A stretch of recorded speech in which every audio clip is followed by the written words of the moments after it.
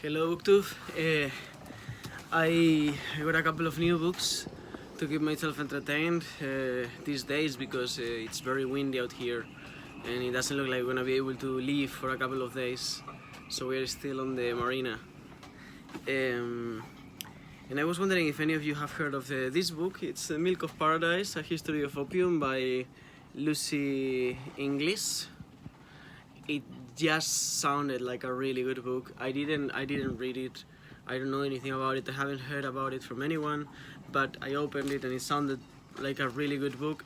And also I've been interested in the subject of opium for a long time, since I read even before reading An English Opium Eater.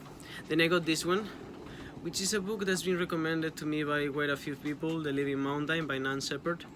I've been in Scotland. I am familiar with the landscapes that are talked about here. It has a blurb from Robert McFarlane, which should be a good yeah, I trust what he says. And then I got just a manual of navigation, land navigation. I should have gotten a manual for water navigation, but what I did get as well in a sailing bazaar is these other two books. One of them is Survival at Sea, which I had heard of, and I think it's quite an important subject, since we're gonna be doing some crossings, and maybe in a few months I'll do an ocean crossing as well. The author is Tom McLean and Alec Bailey.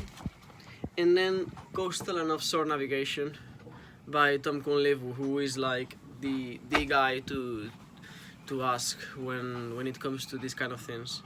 And yeah, I'm gonna show you a little bit of the sailboat before the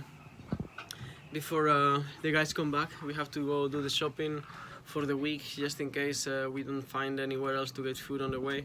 We're hoping to leave tomorrow. I don't think that's gonna be possible. We have 50 knot winds right here, and this is a 46-foot sailboat, which should be able to deal with a lot, but 50 knot winds is crazy. So here is well, this is just a wardrobe. This is the front of the boat, and here is where me and the other crew are staying. So this is sort of like, this would be the front of the boat from the inside. Then we have a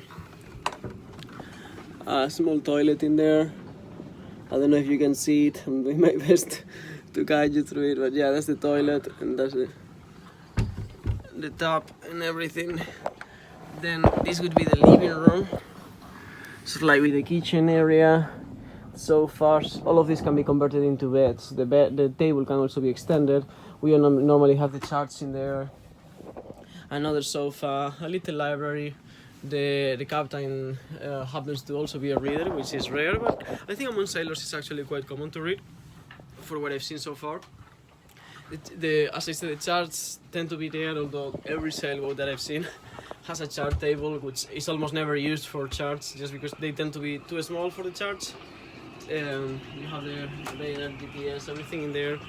The kitchen is not too big, but enough. I'm probably gonna be doing most of the cooking as always, so that's it. And then outside you have the crazy winds that you might be able to hear. This is the helm. It's where the magic happens. You might not be able to hear me now, but I'll show you the boat superficially.